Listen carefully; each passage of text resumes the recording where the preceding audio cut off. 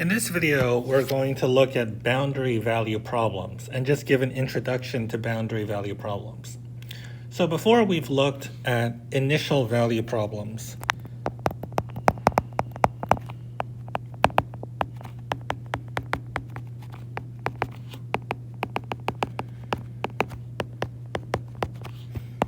And an initial value problem is when you have some differential equation like y double prime minus y equals 0, and you have some initial values. So for instance, you might be given that y of 0 is 5, y prime of 0 equals 6. And when you have these initial values, you can solve the differential equation, and there's one function that will work.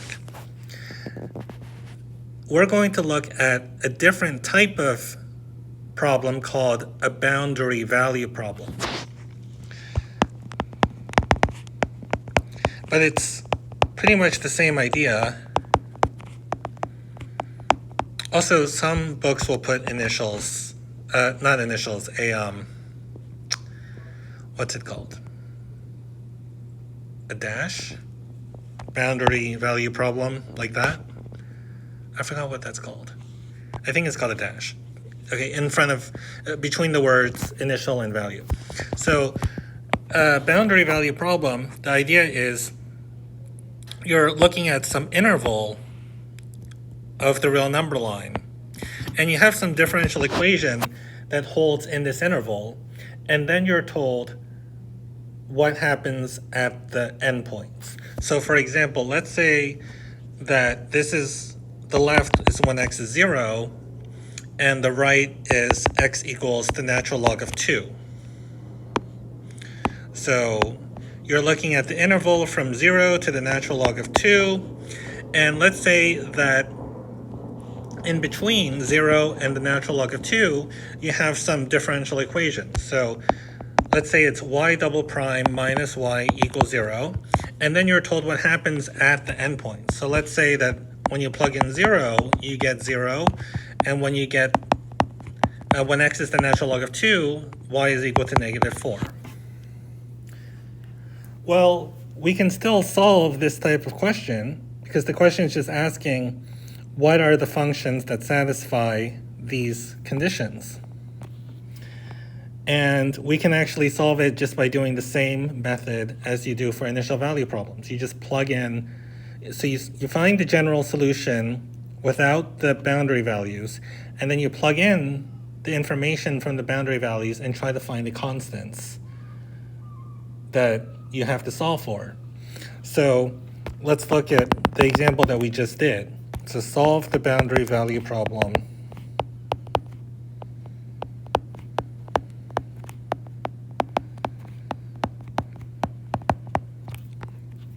Y double prime minus y equals 0, y of 0 equals 0, y of the natural log of 2 is negative 4.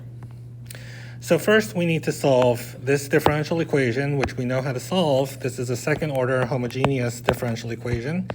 We set up the characteristic polynomial. Oh, we have to be careful here because it's r squared minus 1, isn't it? R squared minus r would be y double prime minus y prime equals 0. This is y double prime minus y equals 0. The equation you get is r squared minus 1 equals 0.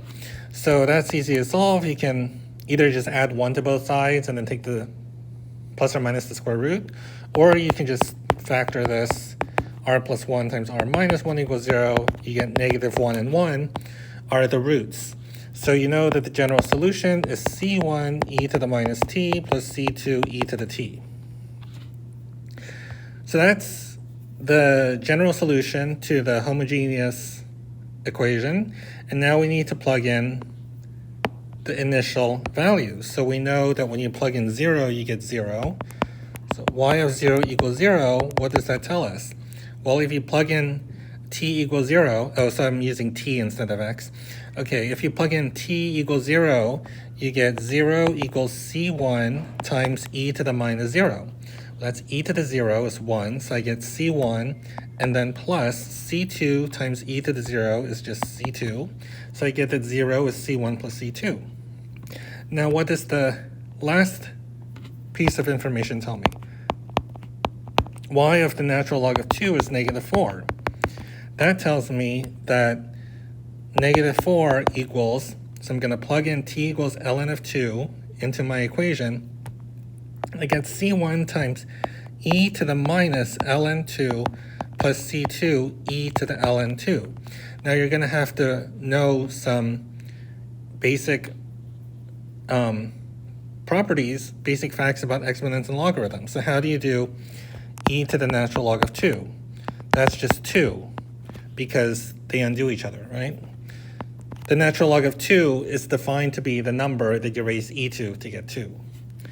And then how do you do e to the minus ln of 2?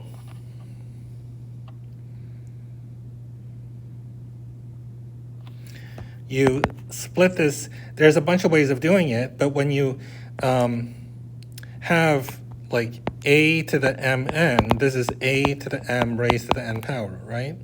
So I can think of this exponent as natural log of 2 times negative 1.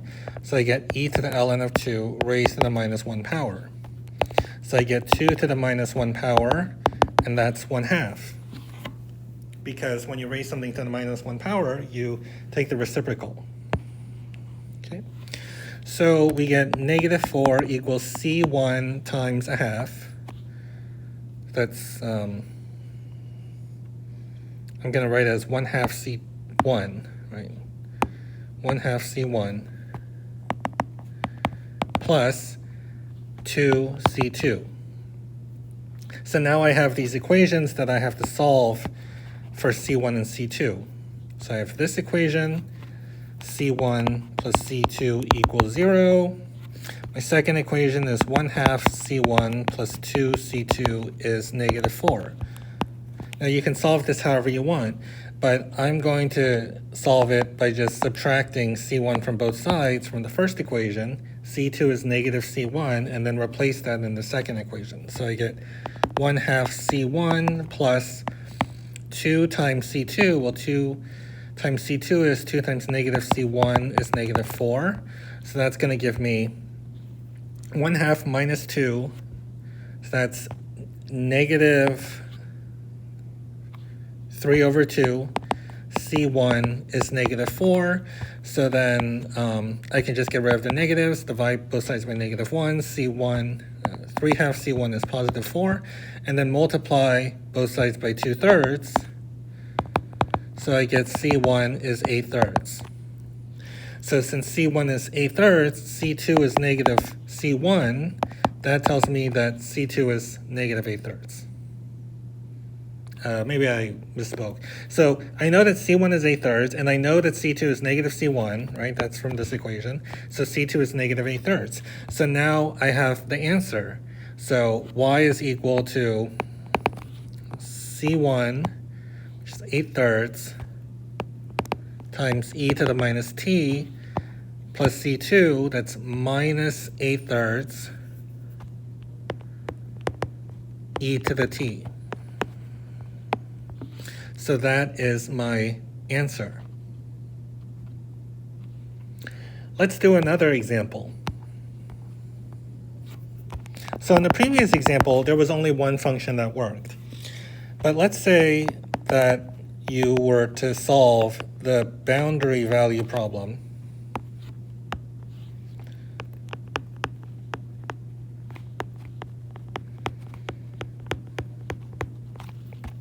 Y double prime plus y equals 0, y of 0 equals 1, y of 2 pi equals 1. Okay? Well, we just do the same thing as before. We first solve the differential equation without the boundary values. So we solve y double prime plus y equals 0. So we set up the equation r squared plus 1 equals 0 this time, right? So that, if you subtract 1 on both sides and then take plus or minus the square root, you get plus or minus I. So this is 0 plus or minus 1i. So my solution is y equals c1 cosine t plus c2 sine t. So if you're not sure how I got that, just review the second order constant coefficient homogeneous equation with complex roots. When your R is alpha plus or minus I beta, the general solution is y equals c1 e to the alpha t cosine beta t plus c2 e to the alpha t sine beta t.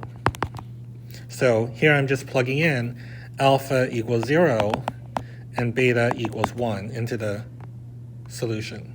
This is what I get. So that's the general solution to the homogeneous equation. Now we need to plug in the boundary value problem, the boundary values.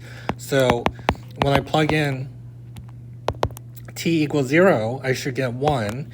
So y of 0 equals 1 tells me that 1 equals c1, cosine of 0 is 1, okay, plus c2 sine of 0. Well, sine of 0 is 0, so I just get 0 c2, that's 0. So the first equation tells me that 1 equals c1.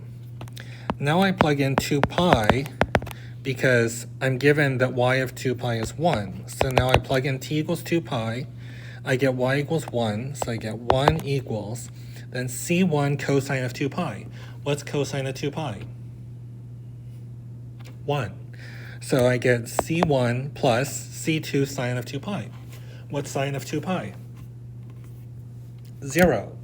Again, so I just get c1 equals 1. So if you think about it, right, what this problem is telling me is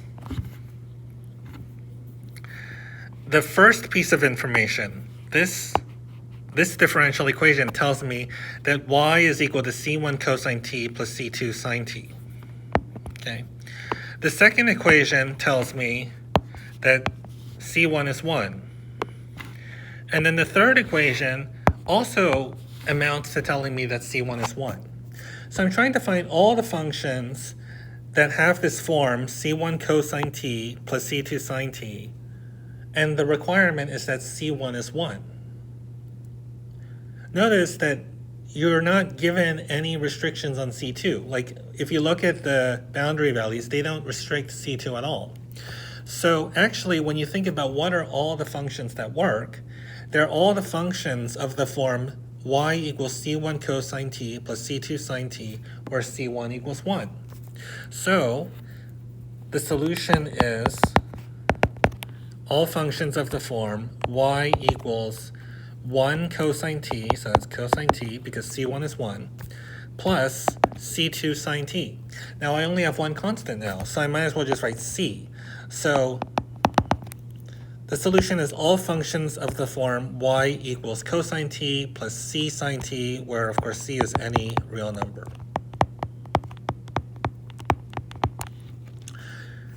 So in this case, I actually have an infinite number of solutions that satisfy this boundary value condition. And this is different than the last example, because in the last example there was only one function that worked.